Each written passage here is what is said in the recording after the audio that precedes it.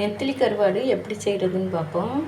நெத்திலி கருவாடை நல்லா தலையை வாழை எடுத்து நல்லா 10 நிமிஷம் வெந்நீரில் ஊற வச்சு நல்லா கழுவி எடுத்துக்கணும். ஒரு கடாயில் எண்ணெய் கொஞ்சம் நல்லா தாராளமாக ஊற்றிக்கோங்க. ஏன்னா கருவாடு நல்லா வேகணும். இது கூட கருவேப்பிலை போட்டுக்கலாம்.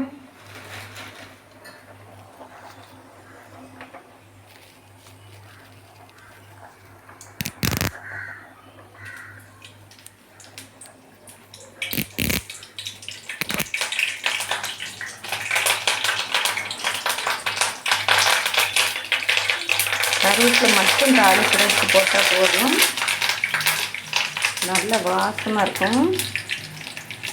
இப்போ நல்லா க்ளீன் பண்ணி வச்சுருக்க நெத்திலியை அது கூட சேர்த்துக்கலாம்.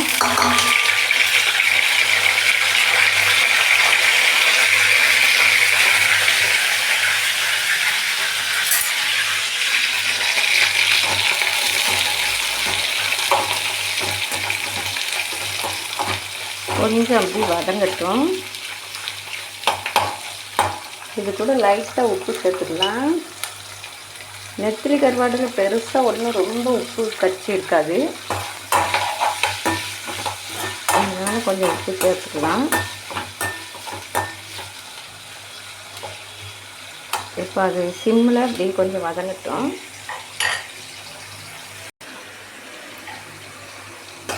கொஞ்சம் அப்பப்போ கிளறி விட்டுக்கலாம். நல்லா செவந்து கருவாடு வேகணும். இன்னும் கொஞ்சம் வேகட்டும். கருவாடு எப்பவும் கொண்டு வர ஒரு பாட்டிக்கிட்ட வாங்கினேன். காயல் கருவாடு 100 ரூபா சொன்னாங்க. 80 ரூபான்னு சொல்லி வாங்கியிருக்கேன். அது 2 பேருக்கு ஒரு 12 கருவாடு இருக்கிற மாதிரி போதும்.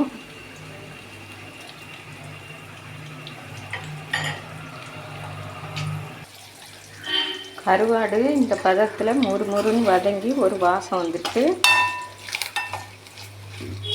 இனிமேல் இது கூட வெட்டி வச்சுருக்க ஒரு பெரிய வெங்காயத்தை ஆட் பண்ணிக்கிறோம். உங்களுக்கு எத்தனை பேரோ அதுக்கு ஏற்றாக்கில் ஆட் பண்ணிக்கோங்க. நாங்கள் 2 பேருங்கிறதுனால ஒரு பெரிய வெங்காயம் போதும். வெங்காயம் எதுக்கு 2வது போடுறோம்னா,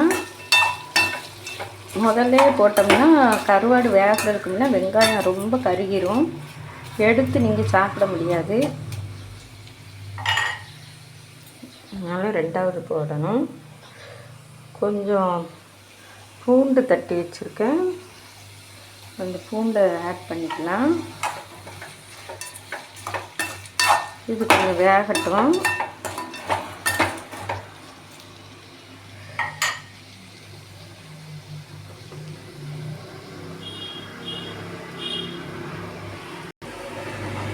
இது கூட ஒரு 1/4 ஸ்பூன் வீட்டிலையே அரைச்சி வச்ச வத்தத்தூள் பயன்படுத்திக்கோங்க. அதுதான் உடம்புக்கும் நல்லது, வாசமாகவும் இருக்கும்.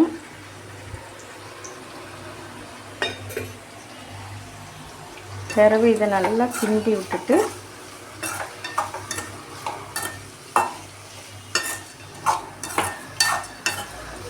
பூண்டு வேறு போட்டிருக்கிறதுனால நல்ல வாசமாக இருக்குது.